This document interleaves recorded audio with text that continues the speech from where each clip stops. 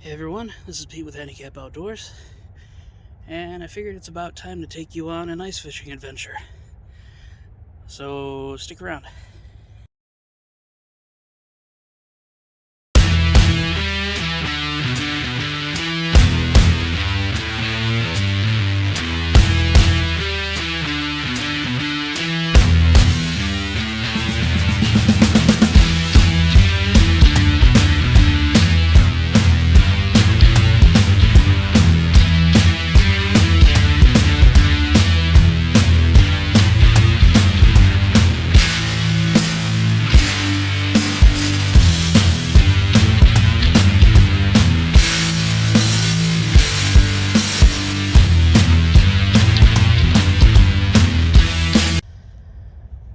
Alright, as you can see, I have this stuff ready to go out of my car.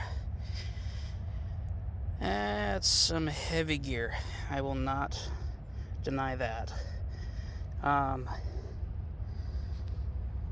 And right now I don't have any way of getting it out there except by pulling it myself. And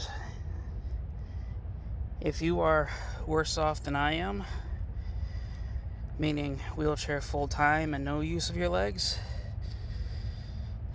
instead of wheelchair part-time and partial use of your legs, I highly recommend taking a buddy or getting a track chair or a quad or sled or something, because I gotta go way over there by that shanty and we're fishing this little bay. I've been here last few days. It's some decent fishing. I know it's about 9 feet out there in the middle, and been catching some nice bluegill. Actually pulled up my personal best bluegill, about 9 inches, 8 3/4, give or take. You know, the 16th. But yeah, I'll get out there, get her set up, and get back to you. Alrighty then, I am back.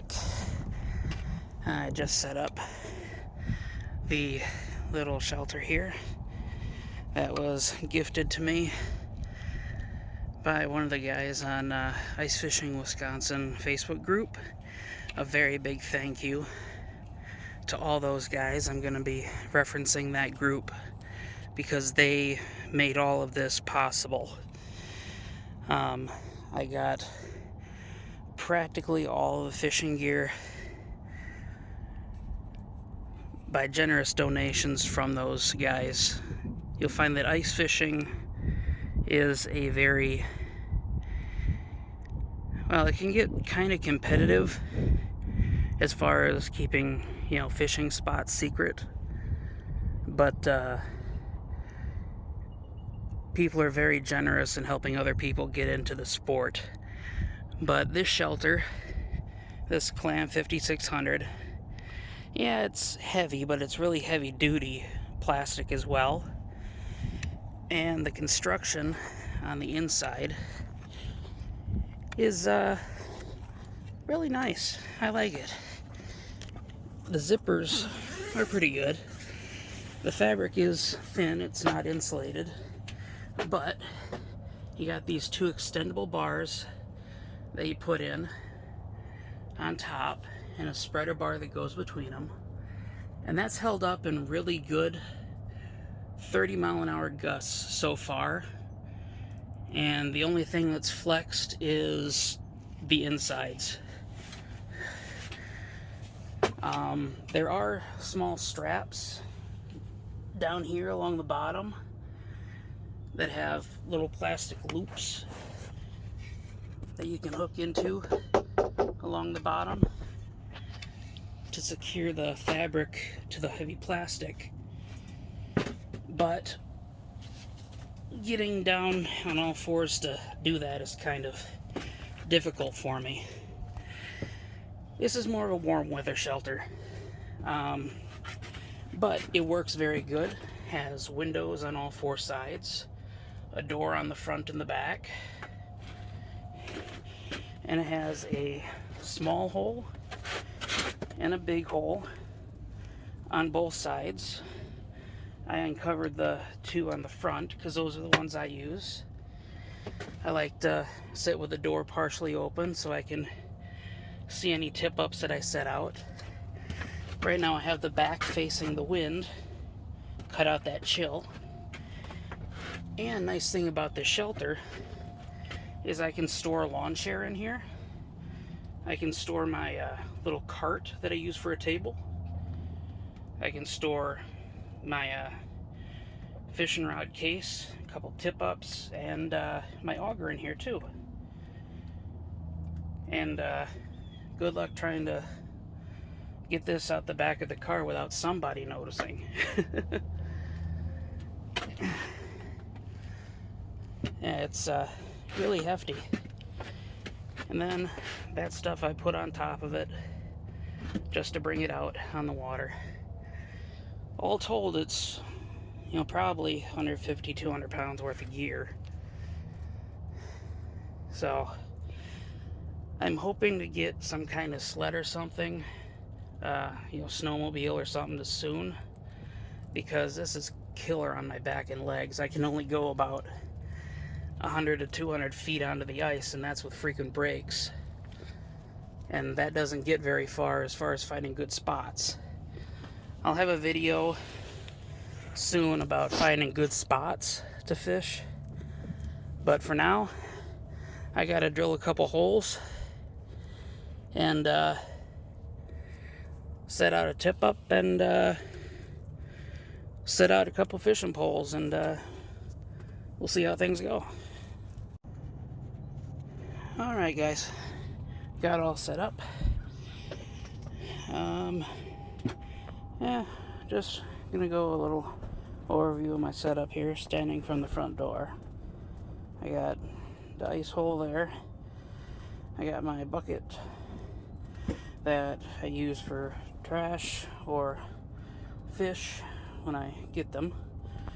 A couple tip-ups in the corner. My lawn chair. More comfortable than sitting on a bucket. But this lawn chair is tearing apart, as you can see in that corner there. And there's one of these that came apart earlier. I had to screw back in. My drink that I haven't put away yet. The tip-up I'm going to use. Don't know what I'm going to put on it yet. Probably something to catch panfish or perch.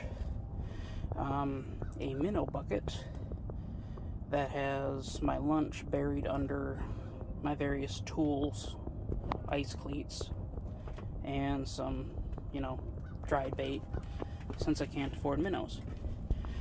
Then the rod case with a couple tackle boxes and a bunch of other knickknacks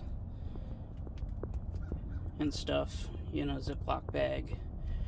Tape measure, because I need a tape measure, especially if I get one of those big fish that needs to be minimum length, and a couple tiny tackle boxes full of jigs in the back. That's not normally there. That's the that right there's the camera stand for my phone. That's my coat sitting on the table basket rack thing. Dress in layers. I'm warm in this shelter, but as soon as I step outside and hit the wind, my face goes numb. And there's my other ice hole. I drilled another ice hole right there next to those four, and that's where I'll set up my tip-up. As you can see, there's people been here all week. This place is just littered with holes. And up there is the spillway, or a spillway. It actually goes beyond those trees, and the actual spillway part of the spillway is down there. That's just a dam. But yeah, apparently there's Also, big head carp in this side of the river that I plan on trying to catch this spring. But time to set up. Alright everyone, I am at present pretty much set up. On my tip up I have out there already, I have one of these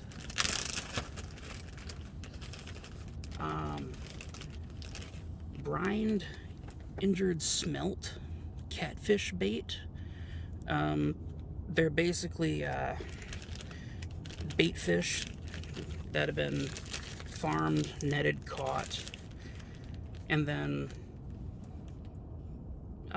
ethically killed, brined, and then scented, used for pike and catfish. I have one out there sitting about 3-4 foot deep, and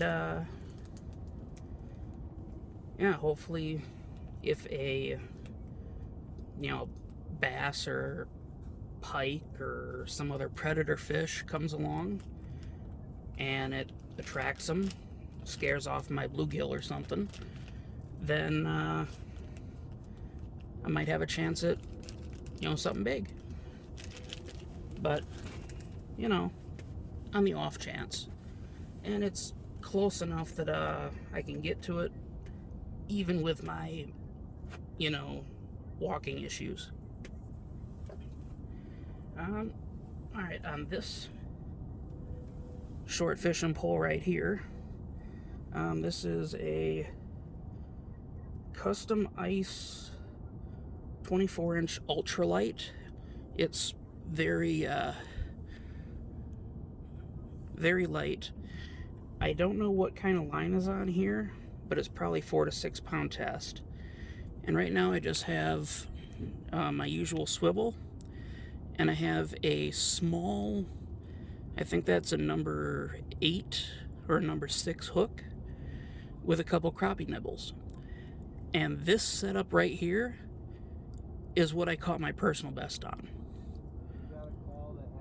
This right here, no weight, just dropping this in as it is. So this is what I'm going to put in the hole on the left. And then, you remember these from my first couple videos, and when I was trying to bottom fish. These have worked really well for me, because panfish bite really, really light. Since they're cold-blooded, they bite really light in the cold weather. So they're not going to grab your bait and run. They're just going to suck it in nonchalantly like nothing ever happened. And you got to feel that tiny little tick. And if you don't watch the pole tip when that happens, then you're going to miss it, and they're going to spit that hook out because they can feel it. That's why this little bell, that little tick, you'll see it. And with the big bright green or the big bright red that I have, you'll be able to see that move on the end of that noodle rod.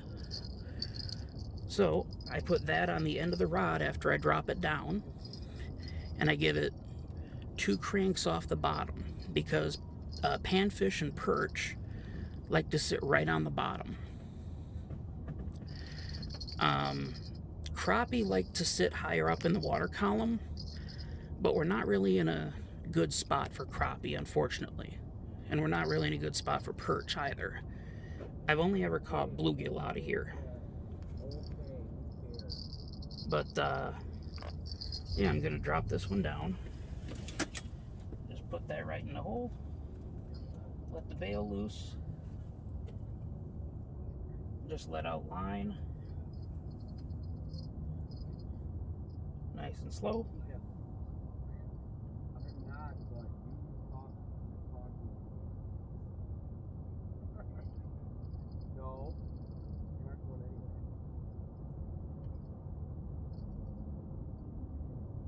And I'm waiting for the line to hit bottom. And when it hits bottom, the line will go slack and you'll have all the coils here instead of it being pulled straight. That's when you close the bail and pull it till it goes straight again, all the way down to the hole. Then give it 1 crank, 2 crank. Then I put that bell on the tip.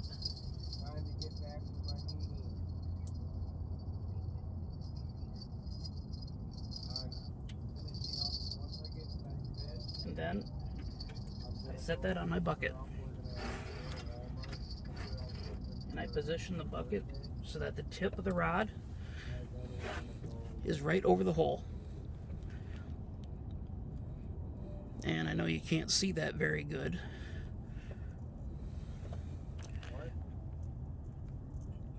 There you can see it.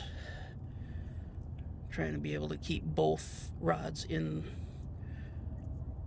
view.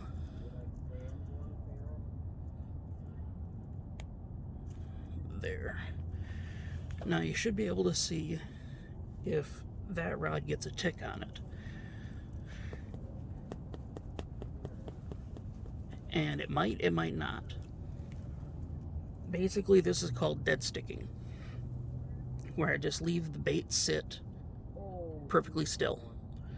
And you'd be surprised at how much the bait will move if you just have it in your hand. Especially if you have natural shakes like I do, on top of shivering because it's cold. And you don't realize how much you shiver because it's cold on top of your natural shakes until you watch a little bitty jig just below the surface of the water when you're trying to hold it still. That thing's dancing all over the place. I mean, this one, for instance, I'm just going to hold this right here perfectly still.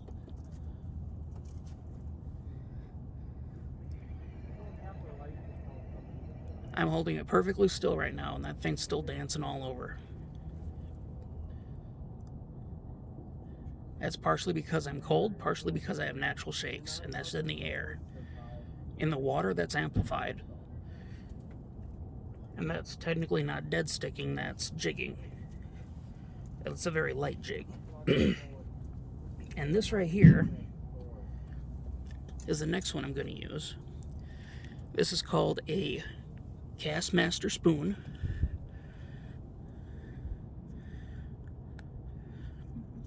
And this has caught me quite a few fish. It's gold, it catches the light, and this is meant to be jigged up and down aggressively, 6 to 12 inches. Dance it a few times, let it sit, dance it a few times, let it sit, right about where the fish are, and it's supposed to get an aggressive reaction out of them. And you're supposed to tip it with minnows, waxworms, spikes. I'll go over those. But, yeah, same thing. I'm just going to drop this down on this rod, which is, it just says North Star.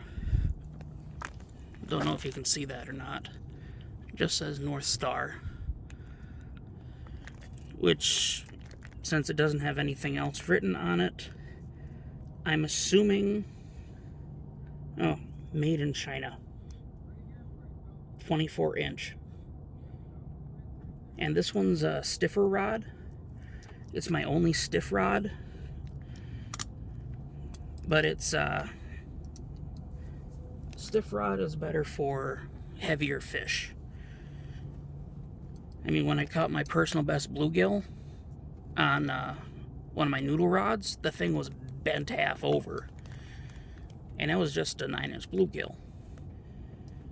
I mean, trying to catch a big perch, 14-inch perch or 14-inch crappie would probably snap that rod, to be honest. And then someone gave me this 13 fishing reel that I have on here. And I don't know if this is a knockoff or a real thing, but someone said it was a real thing. So, again, thank you to Wisconsin Ice Fishing Group, or Ice Fishing Wisconsin Group. I'm sure I mixed that up. But thank you very much for the help, guys. I mean it. But this one, I'm just going to drop down and jig it.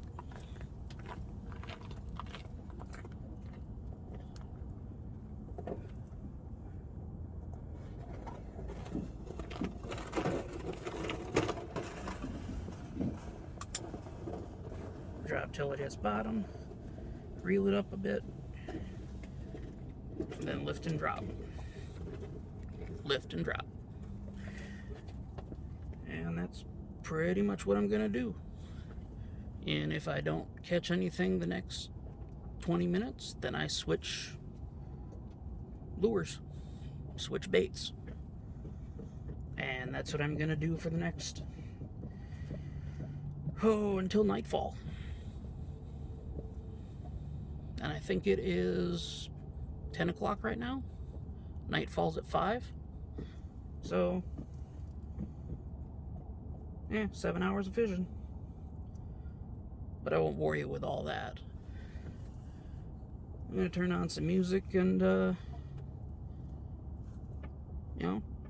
try and stay warm.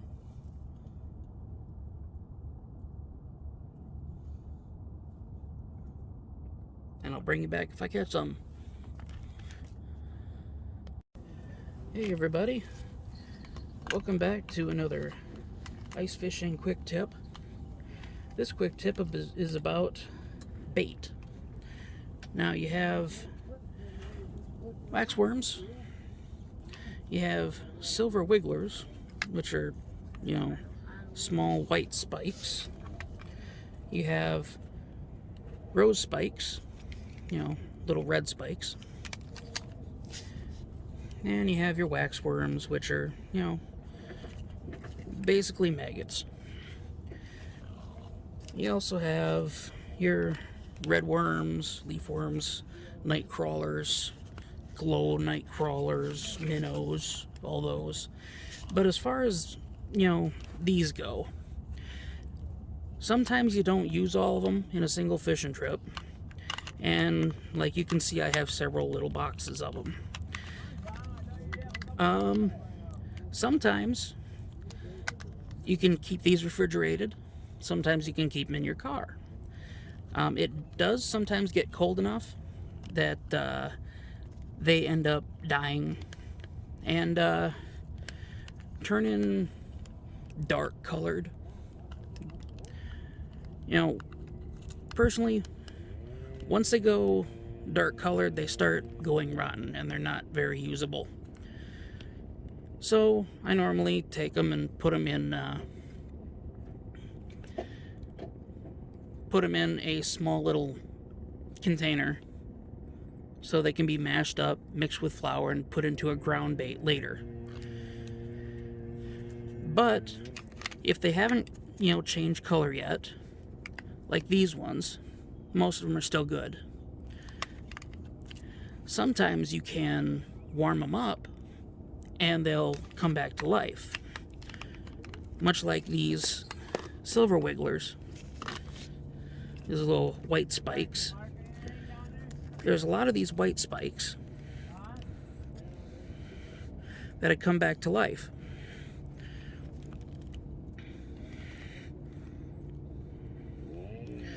You can see a couple of them wiggling in there.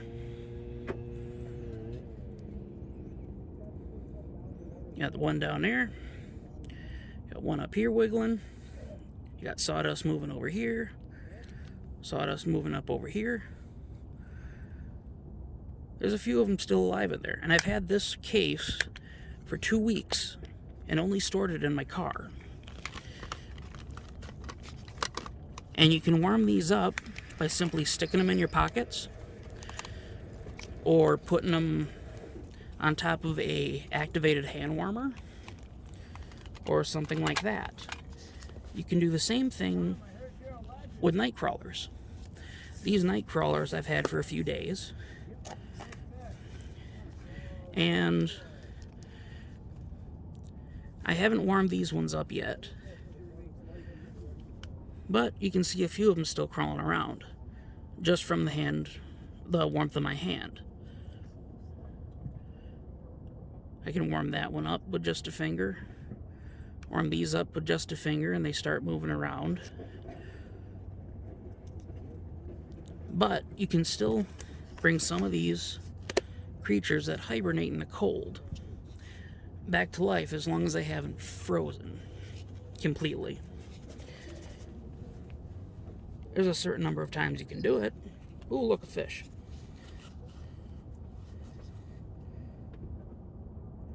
Well, I will get back to you. But that's a quick tip on how to keep your bait and reuse your bait so you don't waste money every time you go out fishing. You can reuse the stuff you have from yesterday, or in some cases a week before. Till next time.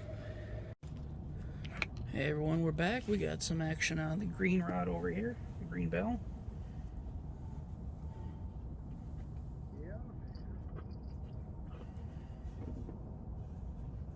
I think there's just a school of them traveling around down here, just going all over the place.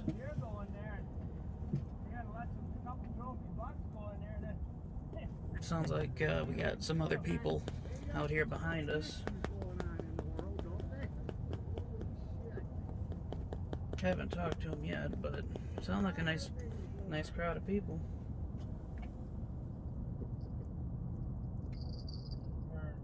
See if we can entice them to bite. Here, fishy, fishy, fishy.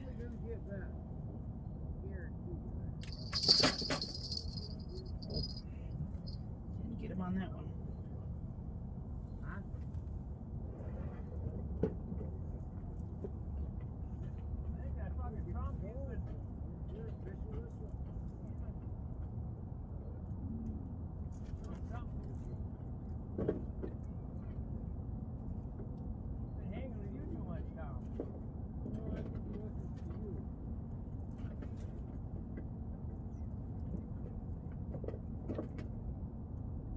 Come on.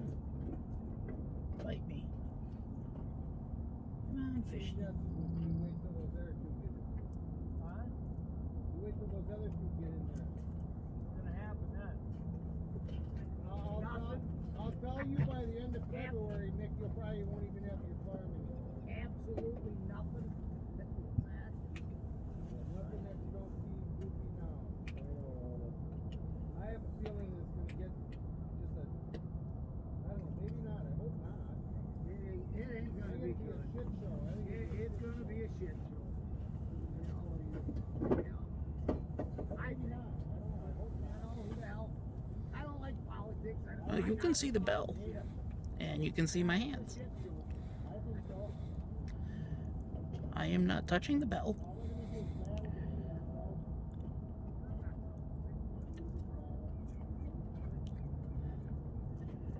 And the bell is twitching. There's a fish playing with the hook. And that's the hook with the crappie nibble. I don't know, did it seem like they were for farming, or did you pay attention to it? They never said much about it. They don't say only what they want to do. When they get hungry, though, you don't say something about it. No, then they'll just go deer hunting. They know what? They'll just go deer hunting. They'll probably outlaw that too. This is deer hunting, anything, they'll probably be all outlaw. Yep. I don't know. We all only fish one fall now. I don't think they have a clue what real fish. Come on, fishy, fishy, fishy.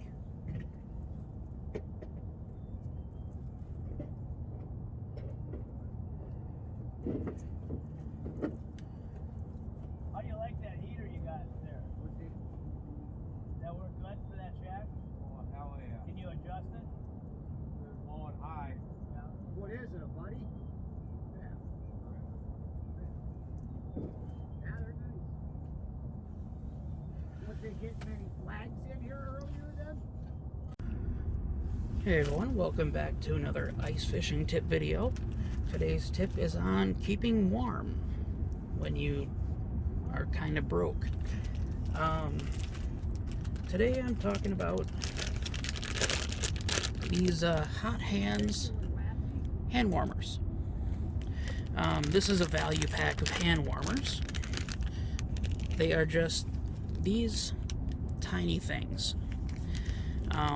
They last, it says up to 10 hours of heat, but they kind of only last maybe 6 hours for sure. They take about 20 minutes to warm up. Basically, they come in these bags. They're divided in the middle. You tear it open and you just pull out the bag. And when the bag hits oxygen, the dry chemicals inside mix with the oxygen, and when you shake it, it allows for a mixture of the chemical with oxygen, and it reacts and causes heat. These can get very hot, and they can possibly cause burns and skin irritation. So if you are sensitive to various chemicals and stuff on your skin, there are various warnings and cautions. Contains iron, water, vermiculite, charcoal, polymer, and salt. They can get up to 135 degrees. So that's the warnings. But yeah, these,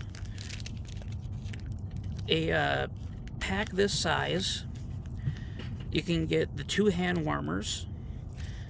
There is a large size that takes up the full size of this, about double the size of this. The body warmers, they also have toe warmers, and they also have a larger one for a back warmer, and I think that one actually has an adhesive on it that you can attach to the back of your shirt or something like that. But the best way to use these is to put them where your main blood vessels are.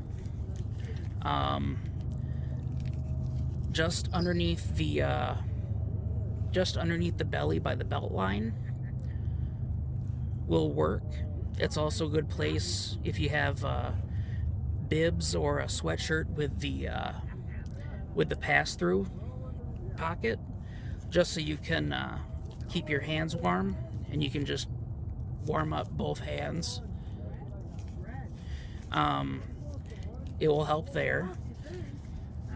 You can put this on the back of your neck, and it works really good, especially if you have sore neck problems. At the end of the day, after I get back in the car and this still has some heat in it, I put it on the back of my neck and let it fall down the back of my shirt, and it gives a lot of relief to my back on the ride home. It's just very helpful.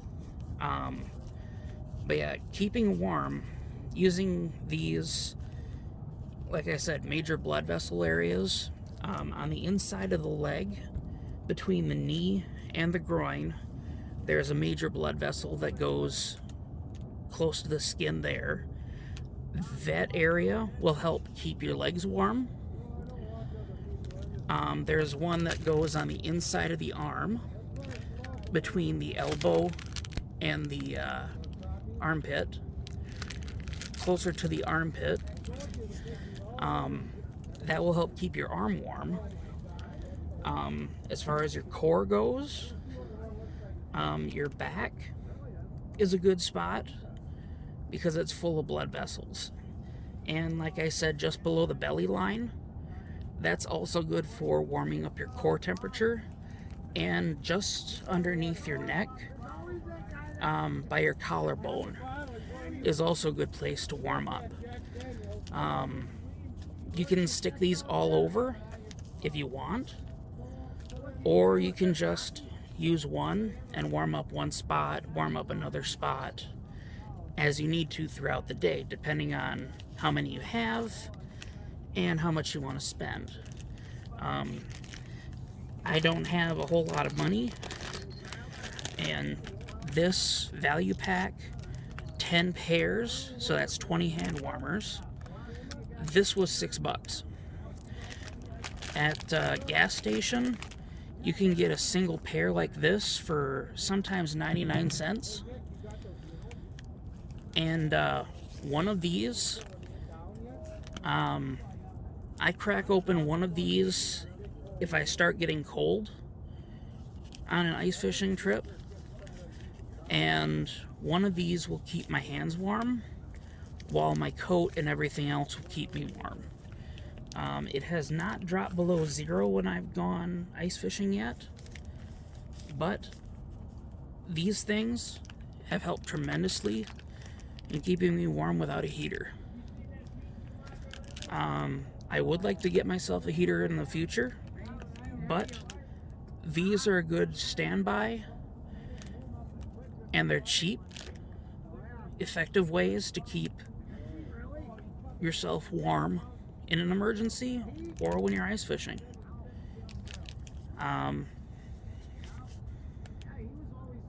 That's just my opinion, and it's a good, helpful tip when you're, doing outdoor activities in the cold.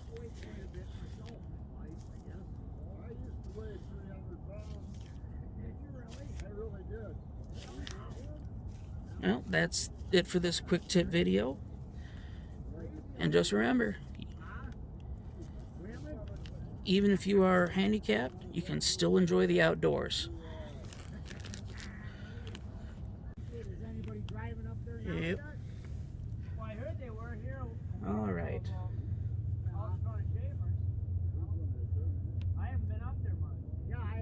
So, I've had a little bit of action on both rods. I had a little double action at the same time. But this is like take 16, trying to bring you back here.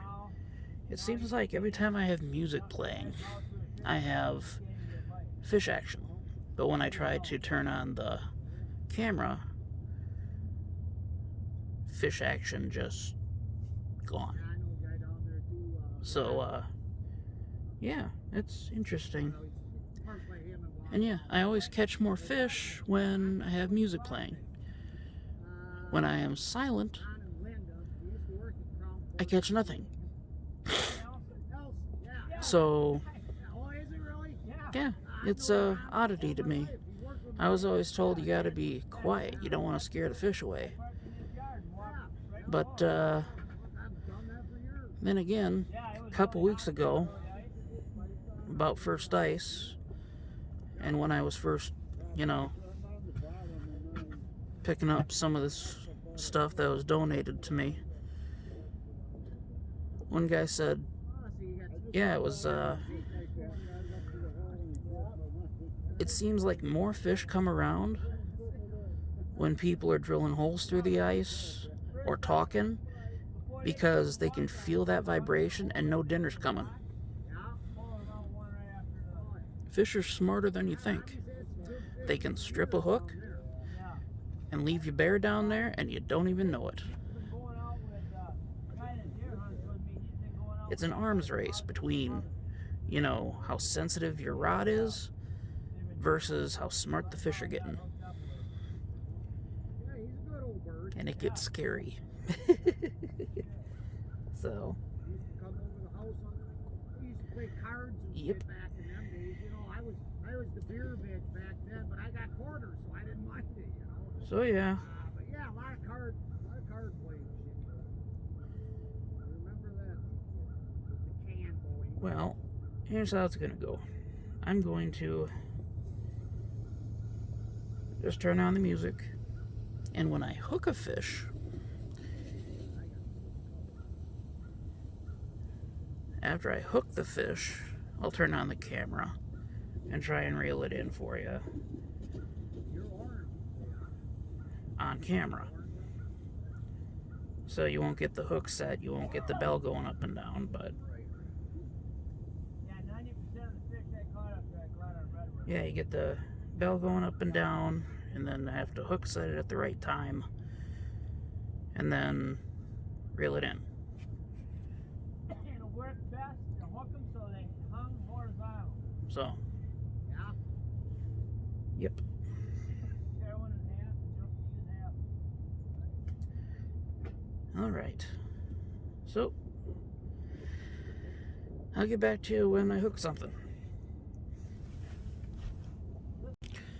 All right, everybody. Well, I'm back. A couple of the guys that were talking outside, I got in a little conversation with them. They just caught a bunch of fish just before they had to leave, and I wasn't getting any bites at all. They told me, well, I asked them what colors they were biting on, and they told me it was orange and green for the jig colors. You know, it's not bad manners to ask. Sometimes people will lie to you, you know, keep their secrets, that kind of thing, but you know, a lot of people are really nice out here ice fishing, and people who are talkative are normally, you know, more likely to tell you. They told me it was orange and green that they were catching crappies on, and a lot of them. A lot of small ones, but a lot of them. So I put a orange on this one. It's a little ball weight with a treble hook on the bottom and a couple of tiny spoon flutters on it. So when you jig it, it has its little like angel wings that flutter down underneath the ball weight. It's the only orange one that I had.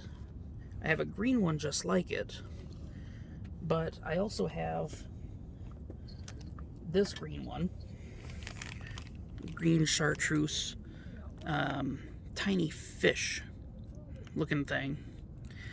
And this is the only jig of this type that I have.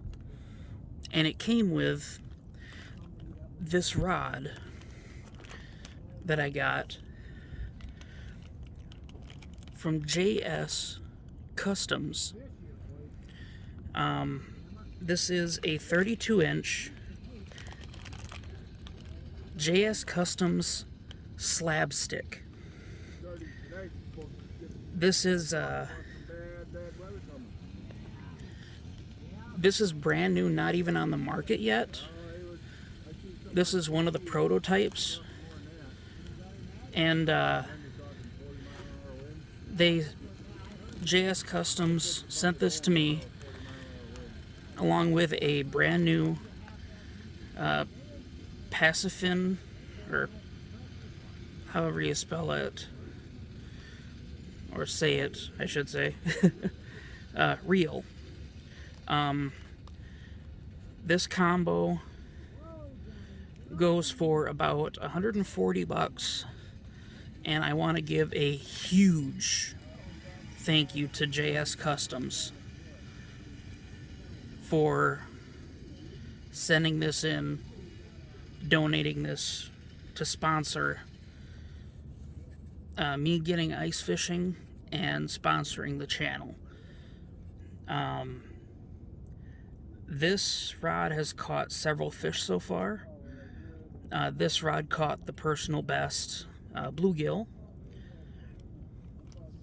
and he also gave me this special jig, and it has a very unique way that it works. It didn't come with the trailer. I put the trailer on it, but even without the trailer, when you lift it up and drop it, it's flat on the bottom, so it leans forward and it swims forward. So it lifts up and swims when you drop it. So it has a very fish-like motion when you jig it. So it'll, kind of swim in a circle. The trailer just exaggerates it. And this is supposed to be a UV glow trailer. I think I got a package at Duds because they don't glow at all under UV. But yeah, it's a soft plastic. Don't remember what they're called offhand, but it was a couple bucks. Another thing I heard from the people out here talking was that they were using the gulp juice. Like these gulp products come in. So I'm gonna take and dip this lure in here with my gulp minnows, just to get the scent. And so far this gulp juice is not frozen, so I don't know if it's like an alcohol base or just a gel base or something, but it has not frozen at all. It has separated a little bit, so I shook it up really good. And a lot of people say that they have problems with this stuff leaking. About the only leaking I've had is past this top little flip tab into the top here. But nothing has gotten past this seal. So this double foam seal thing, and then I just screw it tight and nothing gets out of it. The outside got wet from sardine oil when I had a bag of sardines that opened up and came off. But I'm going to put this in that hole. So I have the orange jig on this rod, and I'm going to use this green jig and actively jig that hole and hopefully attract some of those crappies. Hope. And I'll bring you back if I get something. Hey everyone, got a fish hooked. Alright, just reeling her up here.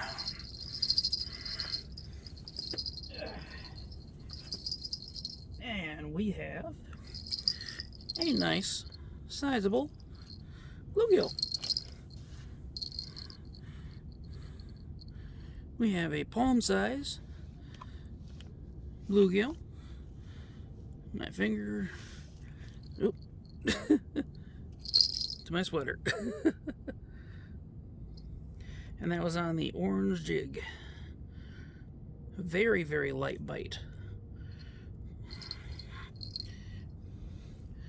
And he's a keeper, he's an eater.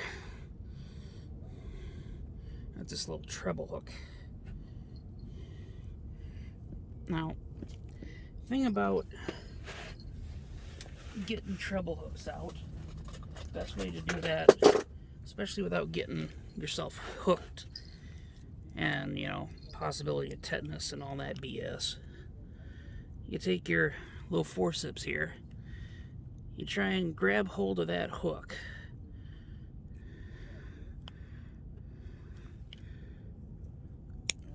I'm trying not to get those little flutters in there. Now I got a hold of the hook. I got the line and the forceps.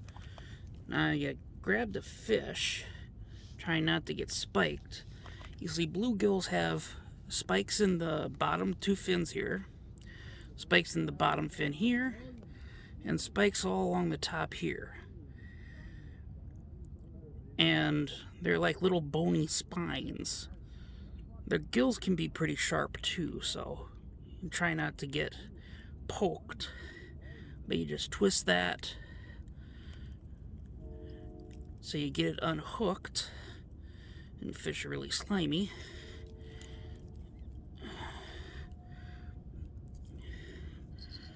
Let you turn that upside down. Sometimes you gotta give it a little coaxing. Come on.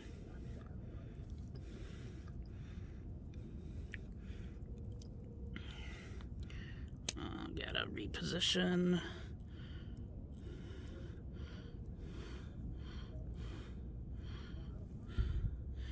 And you can see that hook is right there in the upper lip.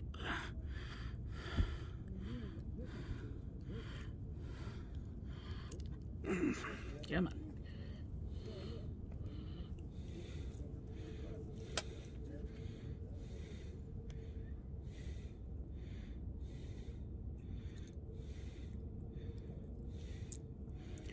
Trying to do this without getting hooked myself.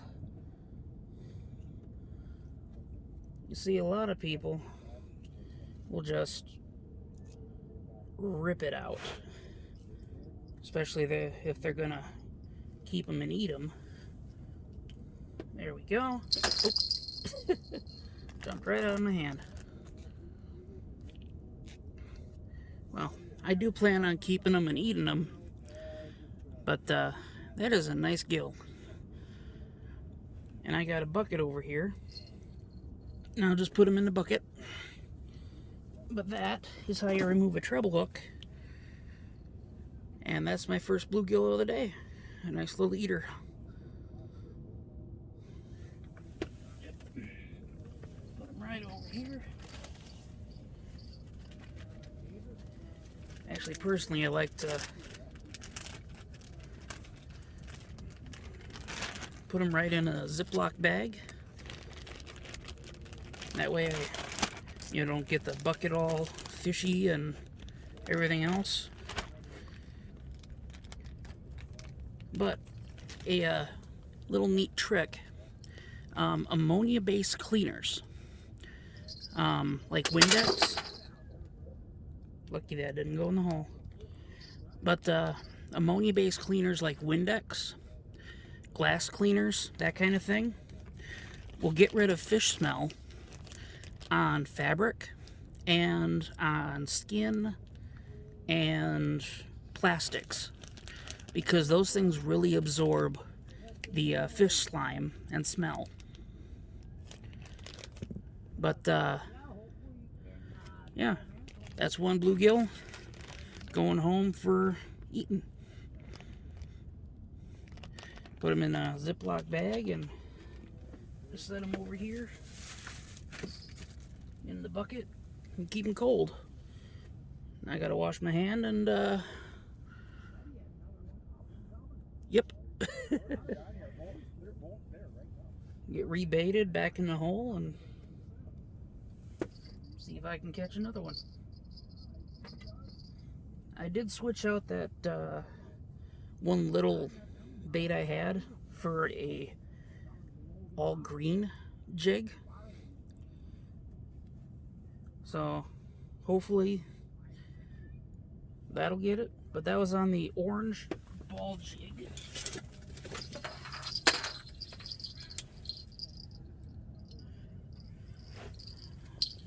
Orange ball jig.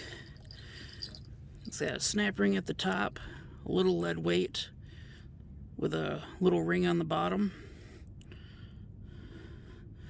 two little flutter wings, and a hook that swings independently. That's why it's so difficult to get out the fish, because you grab hold of the ball and the hook just still swings. But yep, I'll toss this back in the hole and yep, see if we can get another fish. Back to it.